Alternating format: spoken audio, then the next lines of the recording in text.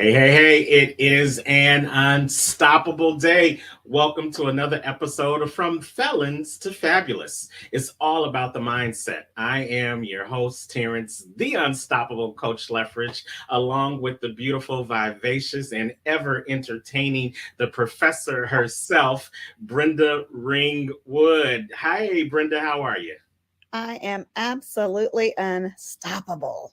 I love it. I love it. Check is in the mail. And we are so excited to have another episode from Felons to Fabulous. We're going to have another exciting show. But as always, we want to give you guys an idea of the purpose of From Felons to Fabulous. So, Brenda, tell them why this show has been created.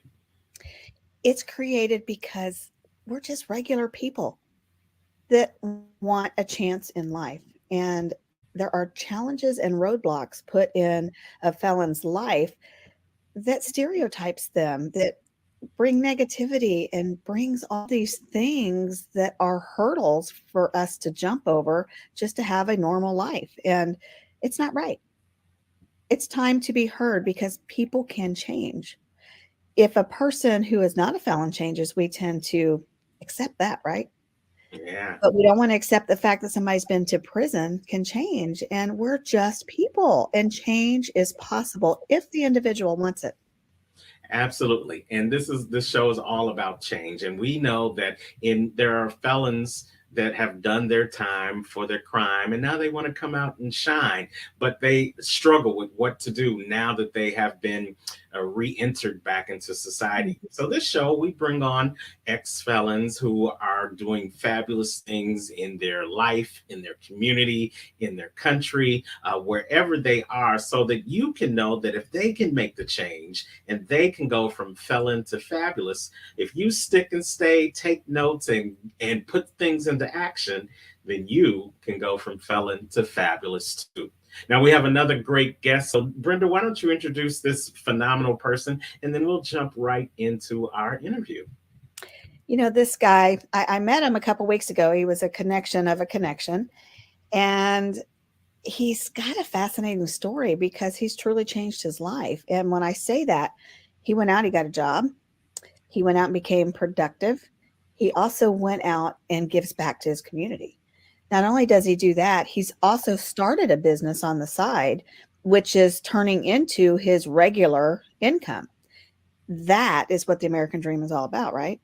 Absolutely. And you said it was a connection of a connection. And this wonderful guy is creating reconnections with people who are coming back into society each and every day. So let's welcome to the stage the outreach director of Reconnections himself, Mr. Andy Williams. Hi. Hi, Andy. Hello. How are you, sir? I'm doing excellent. How are you?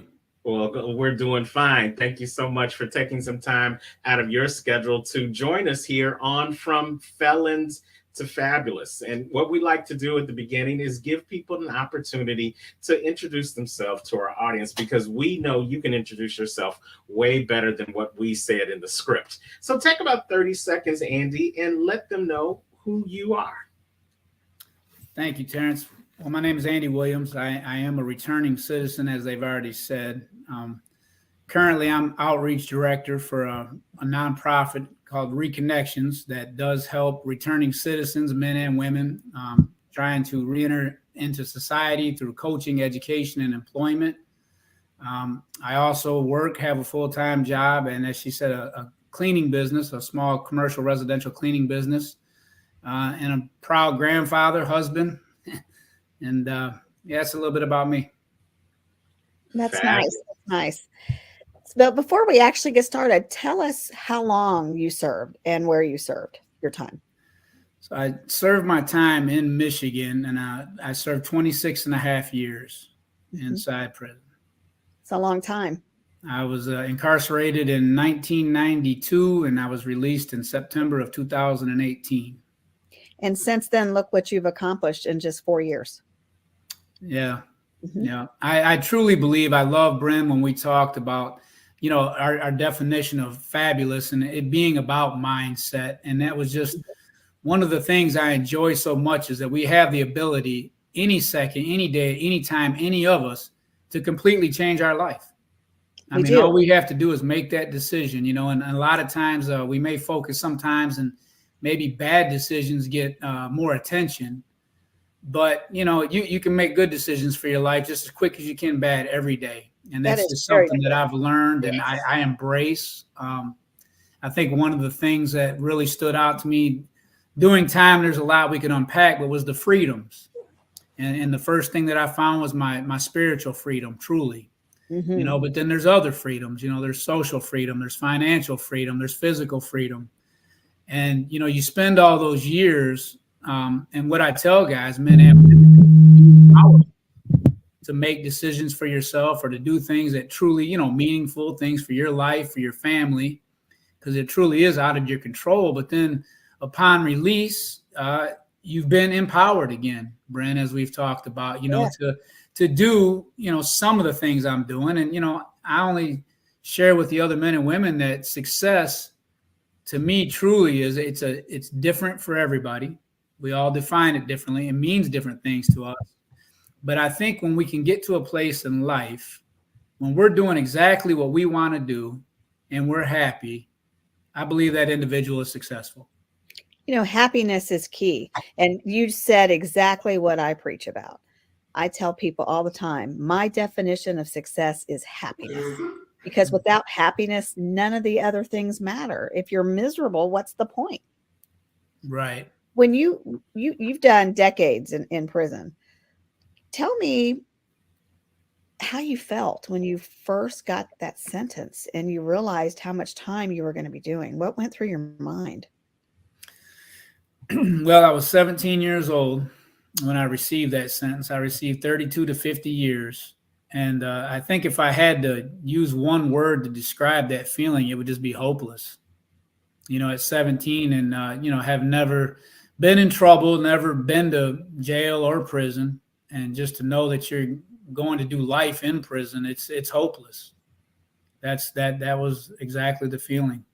Not knowing if just the uncertainty, there's no light at the end of that tunnel for a 17-year-old teenager. Well, you haven't even really lived your life yet outside of being a kid, that you don't even know what your life was going to be like. So to have that sitting, that's just a big weight sitting on top of you, and then the unknown, and then you're basically a kid going into prison.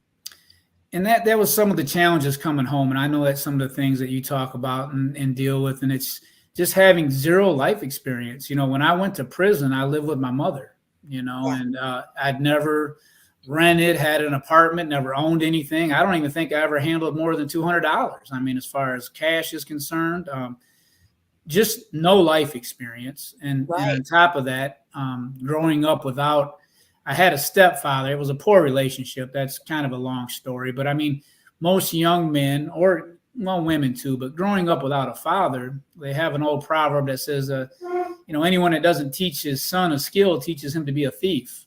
Wow. And I've always thought about that I just, at that age in my life, I didn't look up to anybody. I had no role models. I had no father.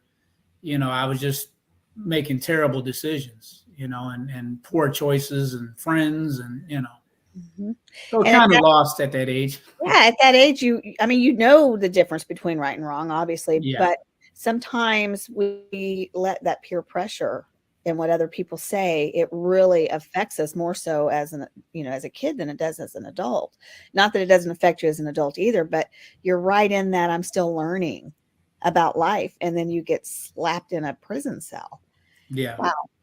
So you got out, you decided that you were going to go after what it is you wanted. How was it when you first got out? Explain to me, after being in prison for 20 plus years, what that was like. I mean, that was like stepping into a new world now, wasn't it? You'd been in prison longer than you had been out. Oh, yeah. Yeah. It was a couple of things really stood out. I can explain. So the first thing that really stood out to me was how large everything seemed to me. When you go in, 27 years earlier, you're familiar with an area and streets and landmarks and just different things like that. And so you got two things going on, at least it was for me. One, a lot of those things had changed. So the things that I thought or was familiar with, or, the way I was remembering things was totally, it's different.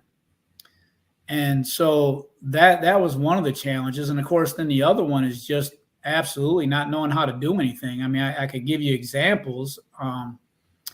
One, just so I wear glasses, and I don't like wearing glasses, so I had to wear them for years inside. And when I come home, and fortunately, I was married inside. That's another story with my wife that I've known for years. But she was going to go help me get contacts. And we went up to the desk. Now, mind you, I've never dealt with insurance. I don't know anything to do. Right.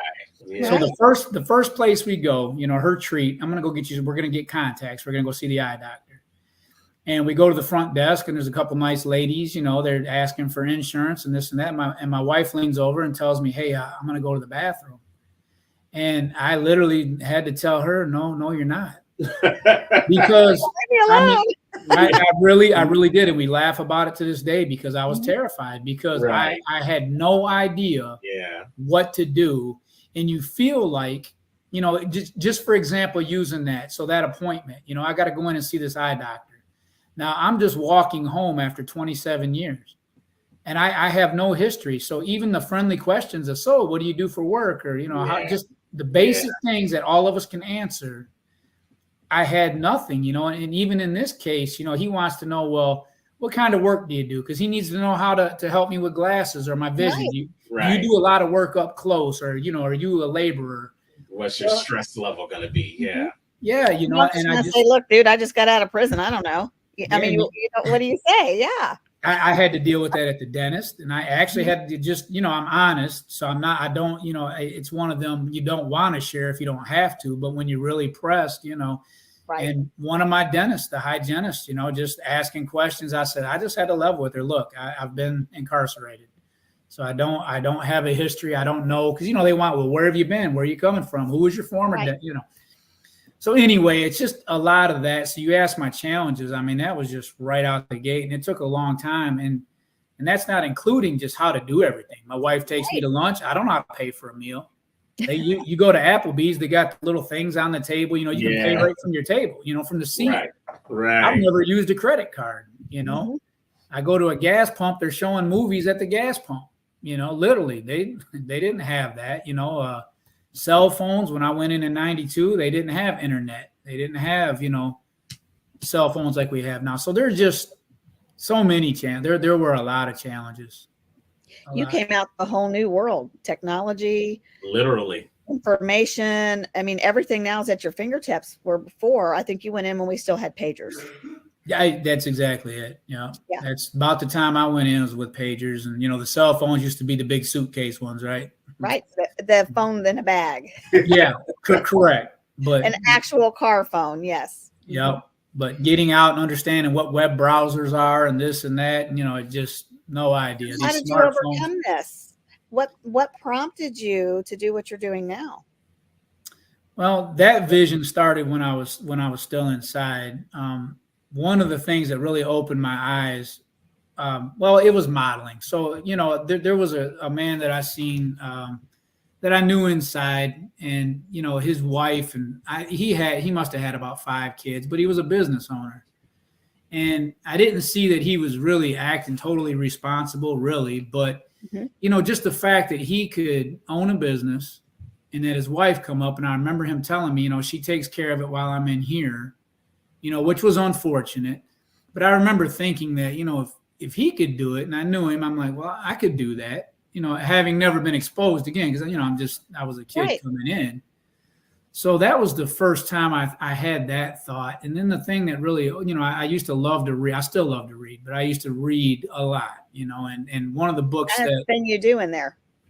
Yeah. Well, yeah, you can either waste time, there's a lot of things you could still do in there, you could still abuse drugs, alcohol, you can, everything's do the wrong things, right? You still definitely have the choice to do the wrong. You can even still commit crimes while you're in prison. You can commit crimes, and everything there's available, but your freedom to move about outside of that fence, but everything else is still there.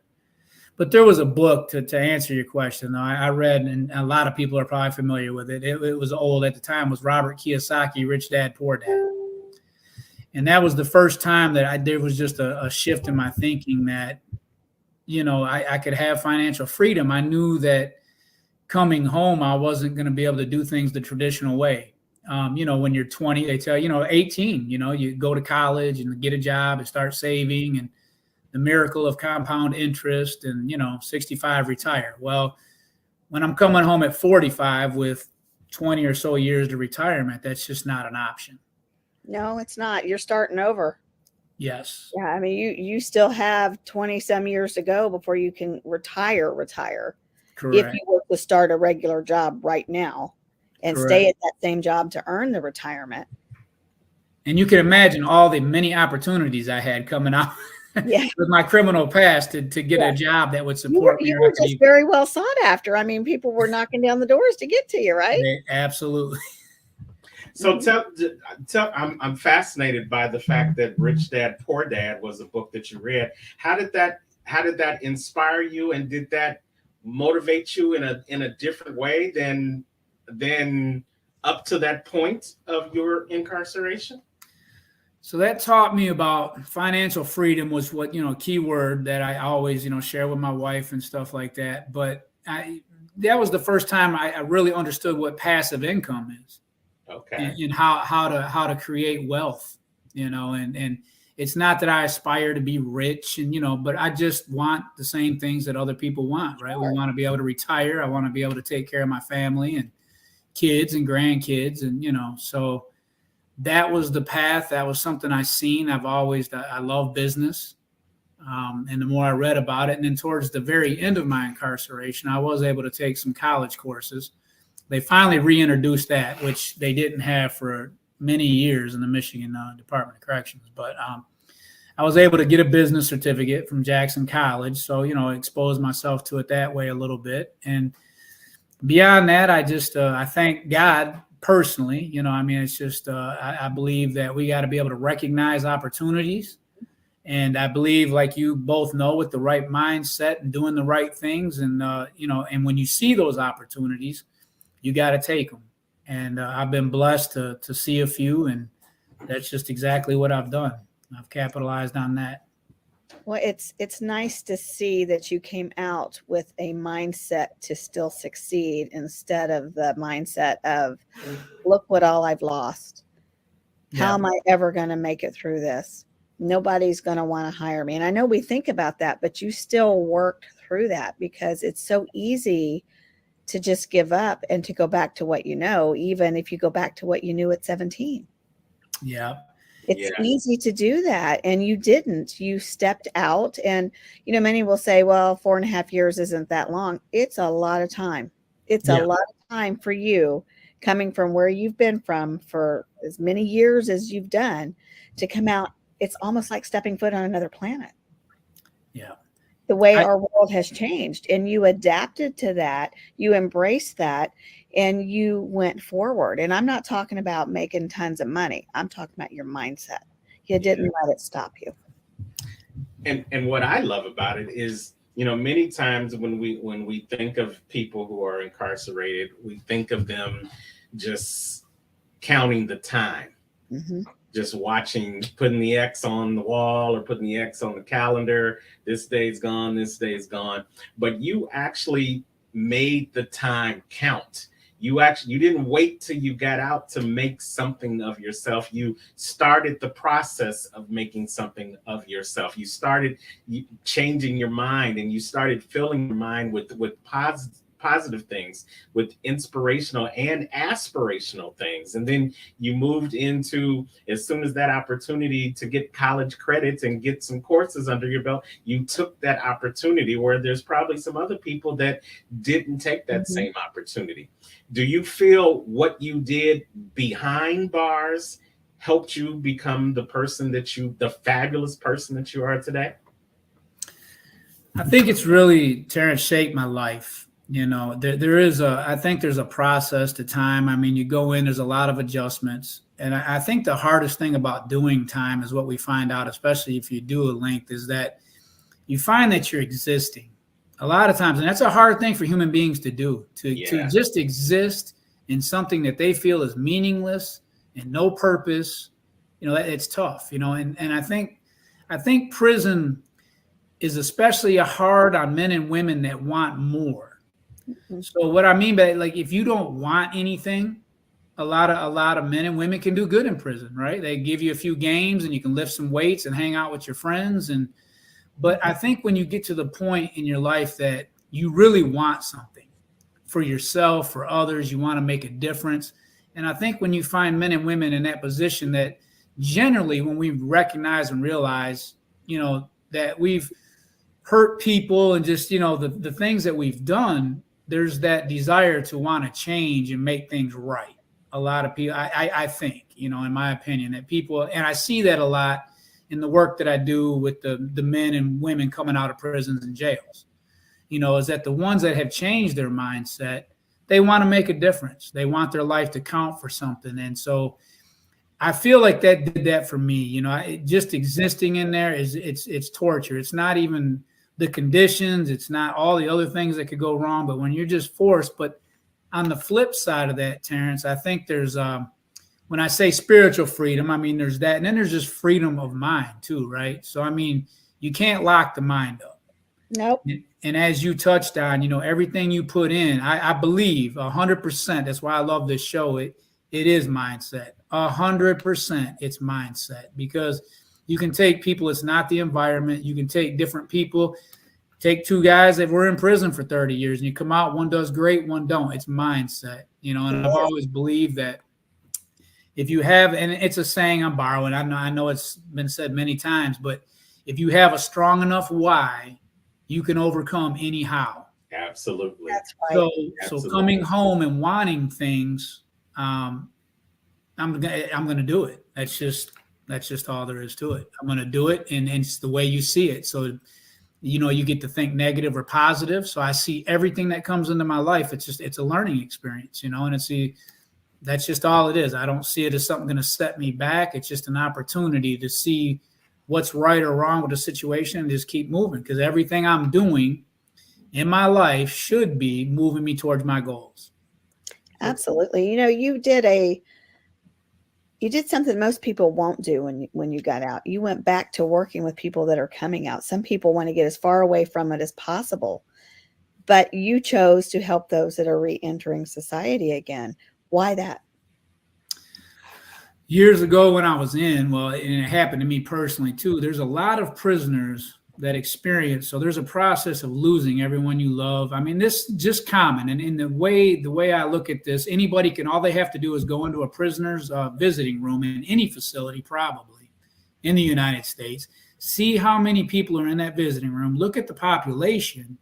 So, if you got a population of say 1,500 in Michigan, you might have 20 guys that regularly have people that come up and see them and love them. I mean, the visiting rooms aren't that big. Mm-mm. And there were a lot of lifers. And something I noticed too is that there's a lot of people that, even though they've made a mistake, Bren, that's why I like how you opened up the show. Even though they've made this mistake, people change their lives, even in prison.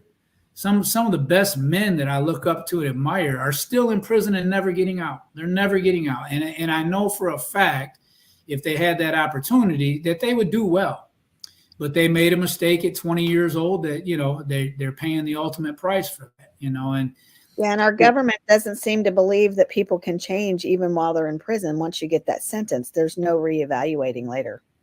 Correct. And I realize it's tough. I mean, I want to look at both sides of it. I don't want to be biased and think, because there is public safety, there's a lot of things to be concerned with, but we also have to know that people can change, and they do change, and we should be able, everybody at some point in their life has needed a second chance, everybody. Right. And if we unpack it, we can sit down and talk to anybody, and we've all got a second chance somewhere. So the reason I do the work, to answer your question, I mean, kind of circling back, Scott, I told myself a lot of guys that go through the system, they complain, they hate the system, they hate the abuses, they hate just a lot of stuff. And I had friends in there that I know needed help, and I know the system needs to change. And it's necessary. Don't get me wrong. The system is necessary. But there's things about it that could change, and I know that we can make a difference, and I think nobody, we used to have people that would come in. I'll give you an example of something. I mean this in the best way, but you have people come in that are degreed up. They run programs, never been in trouble a day in their life, Get it. but they don't get it, and we used to tell them, and respectfully, because I love them and they know it, but I would tell them, look, I can get your degrees and I can get the things that you're coming in with, but you can't get what we have in here, so the ability to be able to relate and understand and help others that are re-entering society, some of the challenges. I've asked God, and my goal for my life is just like people have modeled for me. Part of my motivation is to be able to model for those men and women that are coming out, to show them exactly what you're talking about on your program. A lot of people that know me, I tell them no limit thinking. You can do anything. And I believe that, any of us. If you have a strong enough desire and you want to do it, you absolutely can do anything. You sure can. And the will and the drive to actually make it happen is your mindset. Correct. It is your mindset. And you can stay stuck and you can stay living in the woe is me. But where's that going to get you? And, you said it. When I got out, the first thing that I wanted to do was bury my head. I was embarrassed. I'm going to run into people. My mom said, do you want to go into McDonald's? Because I wanted McDonald's, right? And I said, no, let's just go through drive-thru. And she looked at me and she says, no, we're going inside. And she knew that I was wanting to hide. And she said, you did your time. Get over it. And she said, if people have a problem with this now, it's their problem. So I did. I went in, but it's still in the back of my mind. I'm looking around the room. Is there anybody in here I know? And you go through these motions of embarrassments.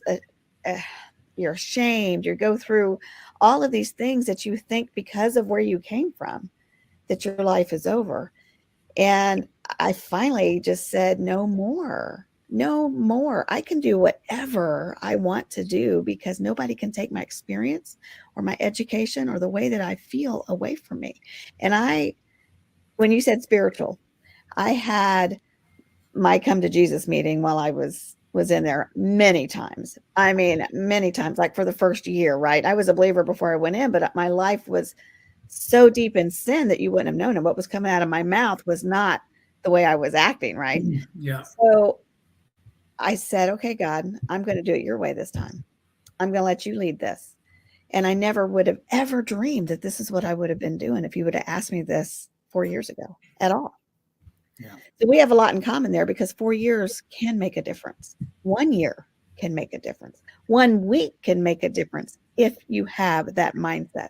Yeah, 1 day can make a difference. And, someone way smarter than me said that wherever you are in life, your mind got there first. And so if you're in a bad situation, your mind got there first. But if you're looking to find yourself in a new situation, in a good situation, your mind has to get there first. And that's what I love about your story. You changed your mind before your body physically got there. Your mind was already on the outside and moving towards greater things in Andy's life before Andy ever stepped foot into this whole new world that he found himself in.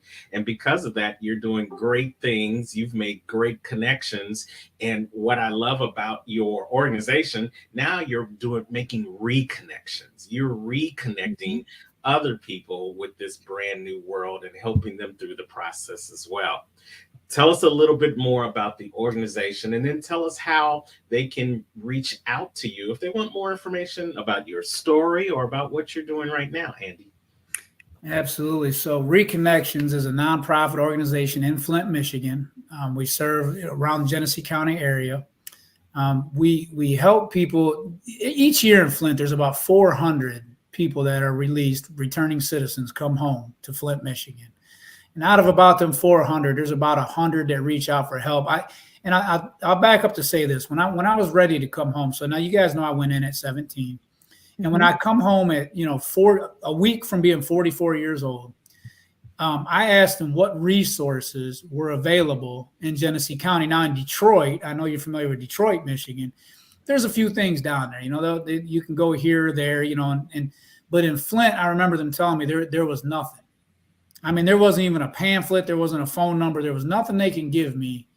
So long story short, through my agent, I had asked about a resource, and she said, I'm going to connect you with a job specialist. And that man's name was Dennis Winan. He's the executive director of Reconnections. He started it back in about 2015. Very passionate, has a great story anybody would want to hear. Never been incarcerated a day in his life. CEO, God called him to give up what he was doing and start this organization. And it's amazing. So when I met him, I just knew, and even to be honest, at that time, I didn't need everything it offered, but this was my opportunity to learn, and this is where I could give back. This is where, I could use those talents God had given me to help and make a difference. And so what we do is we take men and women coming home through coaching, education, and job employment, because it used to be the stigma, a felon to get a job was non-existent. I mean, you guys remember that. You come home, you check the felony box, you're not even getting a job at McDonald's. And so I think at that time back then, the climate wasn't as friendly as it is now, because with post-COVID and the way jobs and, employers need employees, they've really started to take a look, which has helped us break down some barriers for the men and women coming home. Because, we know as well, too, when you come home and you do want to make a difference, we know that there's something to prove. And generally, and not to stereotype, but these men and women work very hard. In fact, they'll work much harder than somebody who hasn't been through something or doesn't need it, Because they don't value it. Right. They don't value it, and so we know that we got to work harder. We come out of the system knowing that we're going to have to really work if we're going to catch a break. So what this organization does is it guarantees a job. The director has worked with a number of employers, I've explained the different levels of offenses and what we're trying to do. And we've allowed men and women to select themselves. And so in essence, we're gleaning out the best people that want to make a difference, people that we know are going to be successful. And we give them all the resources. One thing that they've done, Dennis has done, it's brilliant, is when you come home, and this could work in any city, I believe this anywhere, is that there are a lot of resources to reach out. So you come home and you need to run to this office and go downtown over here and go see your medical over there. And what he's done through this program is brought all of these people to this program. Okay. So there's representatives for financial institutions, for your medical, for anything that you need. And what we like what I'm proud about is when men and women leave this program, if they don't succeed, it's by choice. Yeah.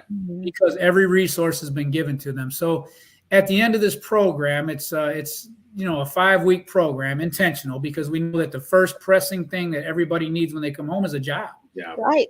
So we try. Yeah. Especially at the state level, because on the federal level, you tend to get let out to a halfway house. Right. The state level, they don't care if you have a place to go, really. They do not, and we do not have a lot of that available. That's something even here that's a need, is housing and stuff like that. So, right. But to get a job is crucial. So, we get men and women into jobs. Another requirement of this program that I think is really important is that they're set up with a life coach. And this is just someone that comes alongside, stirs up the gifts. The requirement is for 6 months that they stay with their life coach. And we're very proud of the success. I mean, you might only get maybe 6 to 10 students a class. You can only do so many a year, but as far as recidivism, I mean, there's about 150, I believe, in the neighborhood of that. But I think we've only had 6 maybe return to jail or prison out of that number. And a lot of them low. Very, very low, right. very, very low. And it's just something that we're proud of. If you go to the website, reconnections.org, you can go on there and see there's photo albums, events, different things about the organization.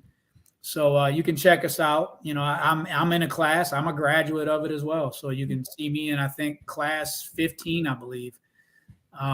We teach the men and women everything. You get them suits, teach soft skills, how to interview, just everything to succeed, And one of the things I like to tell people that I meet, and this is something I didn't understand inside, was you're not even told what it means to be an adult.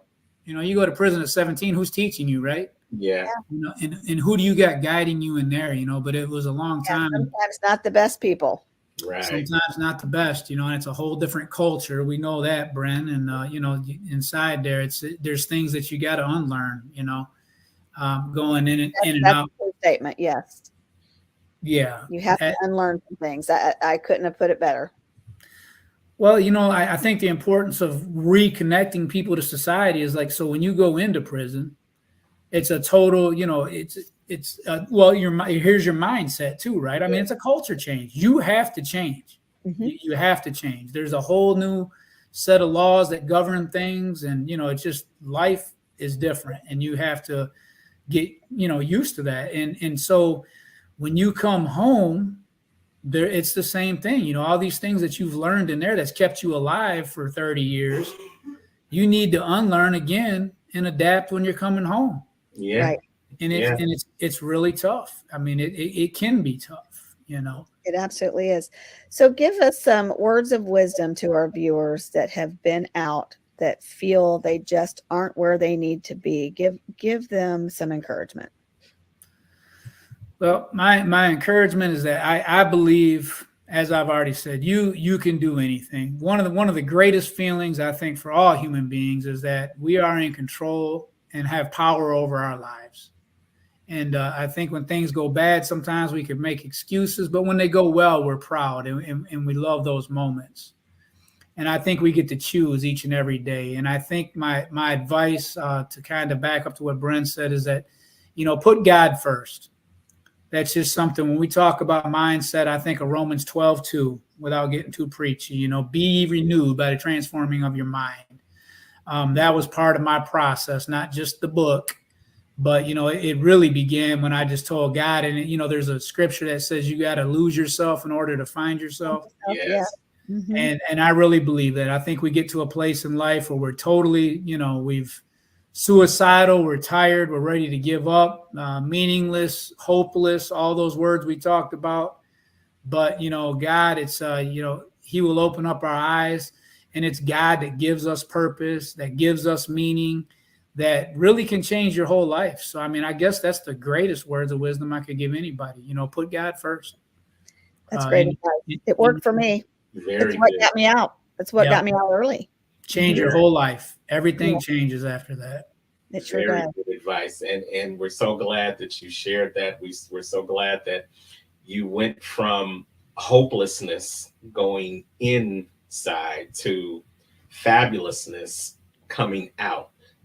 And I always say, thank God you don't look like what you've been through. You don't look like you've been through decades of incarceration. You are full of life, you're full of vigor, you're full of inspiration and motivation. And that is the key to becoming fabulous. So we thank you for sharing your fabulous story with us, Andy. Again, Andy Williams, Outreach Director, Reconnections. You can reach him at Andrew W. Make sure you get that second W at reconnections.org. Make sure you put that dash in there.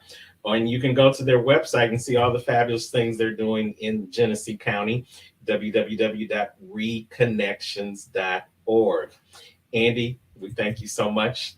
Thank you for being on the show. Thank you for sharing your story. And thank you for all that you are doing in the community to help returning citizens get reconnected back to a whole new world and move from felon to fabulous. Thank you very much. It's needed. People need you. They need what you're doing, and they need that hope.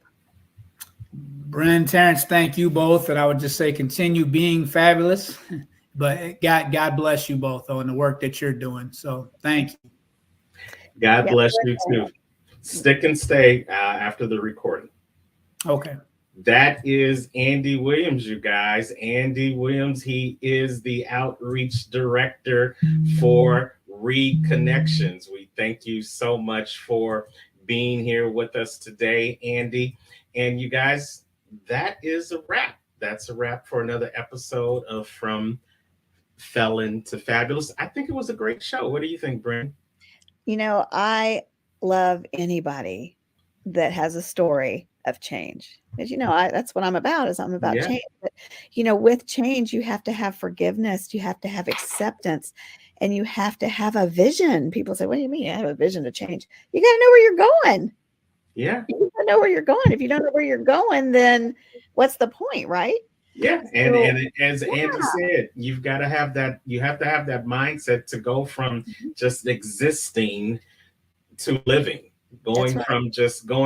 going from just counting the minutes into making every second count. And if you need help in doing that, then you definitely need to watch this story, watch this show in the replay, watch all of our episodes from Felon to Fabulous, because we are interviewing fabulous returning citizens doing great things in the world that can help you, a returning citizen, go from felon to fabulous.